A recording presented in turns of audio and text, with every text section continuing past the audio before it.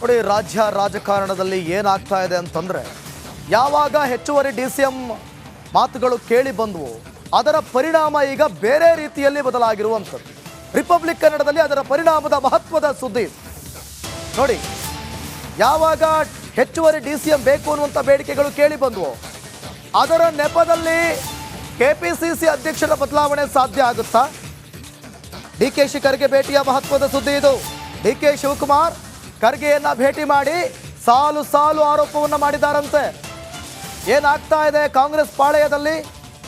ಬಣ ರಾಜಕೀಯ, ಸಿದ್ದು ಬಣದವರು ಏನೆಲ್ಲ ಮಾತಾಡ್ತಿದ್ದಾರೆ, ಏನೆಲ್ಲ ಹೇಳಿಕೆಗಳನ್ನು ಕೊಡ್ತಿದ್ದಾರೆ, ಯಾವೆಲ್ಲ ಅಂಶಗಳನ್ನು ಎತ್ತಿ ಹಿಡಿದು DK ಶಿವಕುಮಾರ್ಗೆ ಕಂಟಕವನ್ನು ತರ್ತಿದ್ದಾರೆ.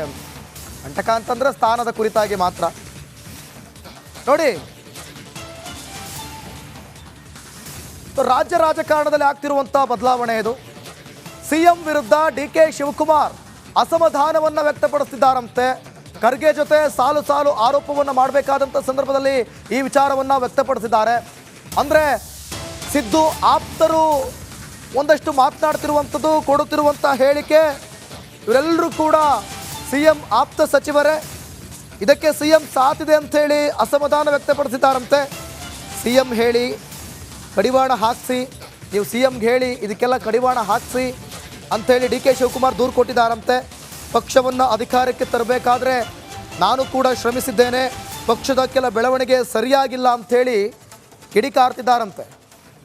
ನೋಡಿ, ಹೆಚ್ಚುವರಿ DCM ಬೇಕು ಅಂತ ಸಿದ್ದು ಆಪ್ತರು, ಅದರಲ್ಲೂ ಕೂಡ ಪ್ರಮುಖವಾಗಿ ಸಚಿವ K ರಾಜಣ್ಣ ಹೆಚ್ಚುವರಿ DCMಗಾಗಿ ಬೇಡಿಕೆ ಇಟ್ಟಿದ್ದು, ಯಾಕೆ DCM ಹೆಚ್ಚು ಮಾಡಬಾರ್ದು ಅಂತೇಳಿ.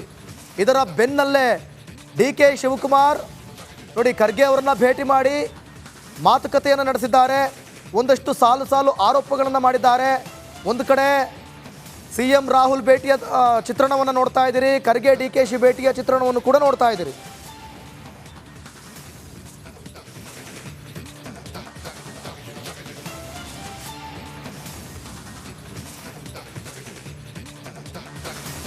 ನೋಡಿ, ಖರ್ಗೆ ಮತ್ತು DK ಶಿವಕುಮಾರ್ ಮಹತ್ವದ ಒಂದು ಚರ್ಚೆ, ಅದರಲ್ಲಿ ಸಾಕಷ್ಟು ಸಾಲು ಸಾಲು ಆರೋಪ.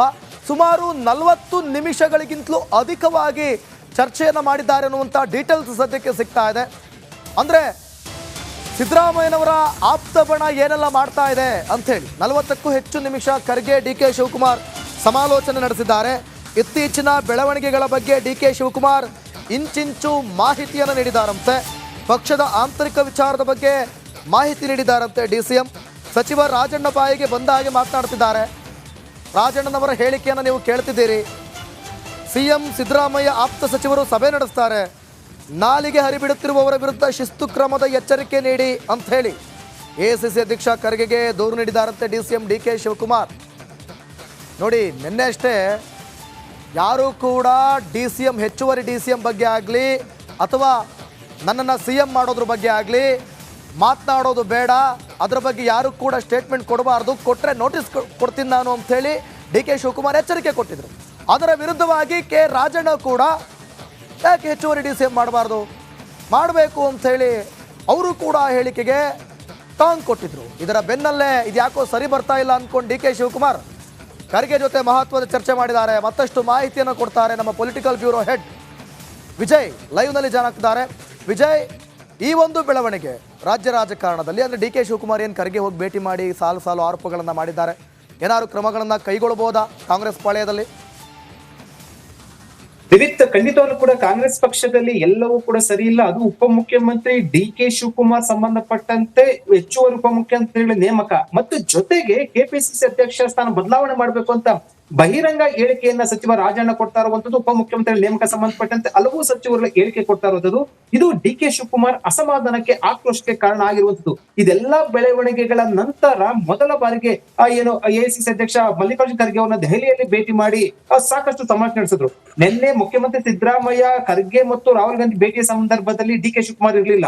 ಈಗ ಇಂದು ಪ್ರತ್ಯೇಕವಾಗಿ ಅಂದ್ರೆ ಸಿದ್ದರಾಮಯ್ಯ ಹೊರತುಪಡಿಸಿ ಪ್ರತ್ಯೇಕವಾಗಿ ಖರ್ಗೆ ಅವರನ್ನ ಭೇಟಿ ಮಾಡಿ 40 ನಿಮಿಷಗಳ ಕಾಲ ಚರ್ಚೆ ನಡೆಸಿದ್ರು. ಈ ಸಂದರ್ಭದಲ್ಲಿ ಬಹಳ ಪ್ರಮುಖವಾಗಿ ಉಪಮುಖ್ಯಮಂತ್ರಿ ನೇಮಕ, ಡಿಕೆಶಿ ಏನು ಕೆಪಿಸಿ ಅಧ್ಯಕ್ಷ ಬದಲಾವಣೆ ಇವೆಲ್ಲವೂ ಕೂಡ ಅನವಶ್ಯಕವಾಗಿ ಹೇಳುವ ಮೂಲಕ ಸಚಿವರುಗಳು ಗೊಂದಲಕ್ಕೆ ಈಡು ಮಾಡ್ಕೊಡ್ತಾ ಇದ್ದಾರೆ ಅಂತ ಎಲ್ಲ ಹೇಳ್ತಾ ಇರುವಂತಾರೆ ಯಾರು? ಉಪ ಮುಖ್ಯಮಂತ್ರಿ ಸಿದ್ದರಾಮಯ್ಯ ಅವರ ಆಪ್ತ ಸಚಿವರು. ಇದೆಲ್ಲರ ಹಿಂದೆ ಸಿದ್ದರಾಮಯ್ಯ ಅವರ ಒಂದು ಸಾಥ್ ಇರುವಂತದ್ದು. ಈ ಹಿನ್ನೆಲೆಯಲ್ಲಿ ಪಕ್ಷದ ಒಳಗಡೆ ಎಲ್ಲವೂ ಕೂಡ ಸರಿ ಹೋಗ್ತಾ ಇಲ್ಲ, ಇದಕ್ಕೆ ಕಡಿವಾಣ ಹಾಕ್ಲೇಬೇಕು ಅಂತ ಖಡಕ್ ಆಗಿ ಮಲ್ಲಿಕಾರ್ಜುನ ಖರ್ಗೆ ಮುಂದೆ ಹೇಳಿರುವಂತದ್ದು. ಜೊತೆಗೆ ಪಕ್ಷದ ಒಳಗಡೆ ನಡೆಯುತ್ತಿರುವಂತಹ ಒಂದಷ್ಟು ಆಂತರಿಕ ಬೆಳವಣಿಗೆಗಳೇನಿದೆ, ಇದರಲ್ಲಿ ಒಂದಷ್ಟು ಬೇರೆ ಬೇರೆ ರೀತಿಯ ಚಟುವಟಿಕೆಗಳಿಗೆ ಕಾರಣ ಆಗುತ್ತೆ.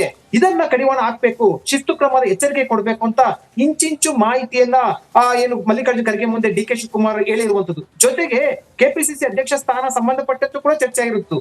ಯಾಕೆ ರಾಜಣ್ಣ ಹೇಳ್ಬೇಕು ಈ ಹೇಳಿಕೆಯನ್ನ? ಮತ್ತು ಪ್ರಮುಖವಾಗಿ ಕಳೆದ ಕೆಲವು ದಿನಗಳ ಹಿಂದೆ ಒಂದಷ್ಟು ಸಭೆಗಳನ್ನ ನಡೆಸ್ತಾ ಇರುವಂತದ್ದು, ಅಂದ್ರೆ ಸಿಎಂ ಆಪ್ತ ಸಚಿವರ ಸಭೆ ನಡೆಸ್ತಾ ಇರುವಂತದ್ದು. ಇದು ಪಕ್ಷದ ಒಳಗಡೆ ಡಿಕೆಶಿ ವಿರುದ್ಧ ಒಂದು ರೀತಿಯಲ್ಲಿ ಅಲೆಯನ್ನ ಎತ್ತಿಸೋದಕ್ಕೆ, ಡಿಕೆಶಿ ವಿರುದ್ಧ ಒಂದು ರೀತಿಯಲ್ಲಿ ಗುಂಪುಗಾರಿಕೆ ಮಾಡೋದಕ್ಕೆ, ಅಥವಾ ಮುಖ್ಯಮಂತ್ರಿ ಸಿದ್ದರಾಮಯ್ಯ ಅವರು ಒಂದಷ್ಟು ಪಕ್ಷದಲ್ಲಿ ಹಿಡಿತ ಕಾಪಾಡಿಕೊಳ್ಳೋ ನಿಟ್ಟಿನಲ್ಲಿ ಒಂದಷ್ಟು ತಂತ್ರಗಾರಿಕೆ ಮಾಡ್ತಾ ಇದ್ದಾರೆ. ಇದು ನನ್ನ ವಿರುದ್ಧ ನಡೀತಿರುವಂತಹ ಷಡ್ಯಂತ್ರ ಅಂತ ಹೇಳುವ ಮೂಲಕ ಒಂದು ರೀತಿಯಲ್ಲಿ ದೂರನ್ನ ಕೊಟ್ಟಿರುವಂತದ್ದು. ಇದಕ್ಕೆ ಮಲ್ಲಿಕಾರ್ಜುನ ಖರ್ಗೆ ಅವರು ಡಿ ಕೆ ಶಿವಕುಮಾರ್ಗೆ ಒಂದಷ್ಟು ಭರವಸೆಯನ್ನು ಕೂಡ ಕೊಟ್ಟಿರುವಂತದ್ದು. ಅಂದ್ರೆ ಇದರ ಅರ್ಥ ರಾಜ್ಯ ಕಾಂಗ್ರೆಸ್ ನಲ್ಲಿ ಎಲ್ಲವೂ ಕೂಡ ಸರಿ ಇಲ್ಲ, ಬಣ ಬಡಿದಾಟಿ ಈಗ ಹೈಕಮಾಂಡ್ ಮಟ್ಟಕ್ಕೆ ಹೋಗಿರುವಂತದ್ದು. ಕಾತ್ ನೋಡ್ಬೇಕು ಹೈಕಮಾಂಡ್ ಏನ್ ತೀರ್ಮಾನ ಕೈಗೊಳ್ಳುತ್ತೆ ಅನ್ನೋದನ್ನ. ಓಕೆ, ಥ್ಯಾಂಕ್ ಯು ವಿಜಯ್, ನಿಮ್ಮೆಲ್ಲ ಮಾಹಿತಿಗಾಗಿ.